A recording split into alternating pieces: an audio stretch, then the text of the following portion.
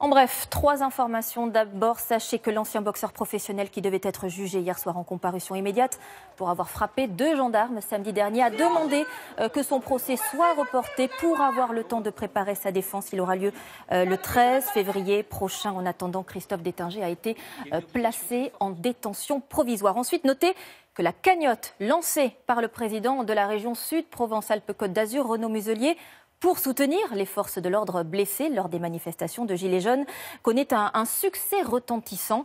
Elle a déjà récolté plus de 848 000 euros. Cette somme devrait directement revenir à l'amicale de la police nationale. Et puis, concernant les radars endommagés sur les routes dont nous vous parlions encore hier, pour la première fois, nous avons un chiffre. Il était très difficile à obtenir.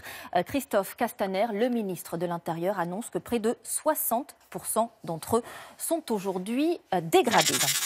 La cagnotte créée pour lui avait fait scandale en début de semaine. Depuis, d'autres cagnottes ont été créées au profit des gendarmes et policiers agressés et leur montant s'envole. Celle ouverte par le président de la région PACA, Renaud Muselier, approche déjà les 1,2 million d'euros. Où ira cet argent? Comment sera-t-il réparti? Question-réponse, Ambrine Dida, Hervé Pozzo. C'est une cagnotte qui pourrait atteindre un montant record. Plus d'1 200 000 euros récoltés, 40 000 donateurs pour soutenir les forces de l'ordre. Soit une participation de 27 euros en moyenne.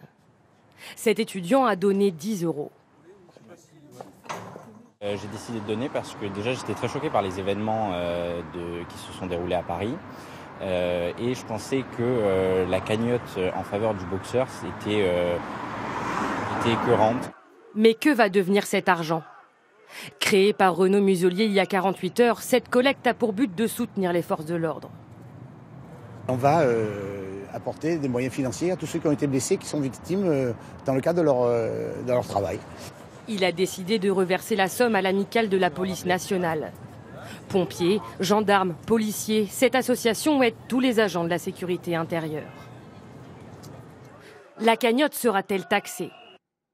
D'après l'hébergeur du site, dans le cas d'une association à but non lucratif, comme pour l'amicale de la police nationale, il n'y a aucune fiscalité. Les versements sont donc considérés comme des dons, donc aucune taxe. Y a-t-il eu fraude sur la cagnotte? Sur les réseaux sociaux, certains internautes dénoncent une soudaine et régulière augmentation de la cagnotte en pleine nuit. La caisse de soutien aux policiers organisée par Renaud Muselier est un fake grossier alimenté par des robots.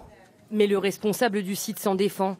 Il n'y a ni robot, ni ingérence, ni rien de suspect dans cette cagnotte. Cela révélerait un problème technique et d'affichage seulement. Une certitude, l'argent a bel et bien été viré vers la cagnotte.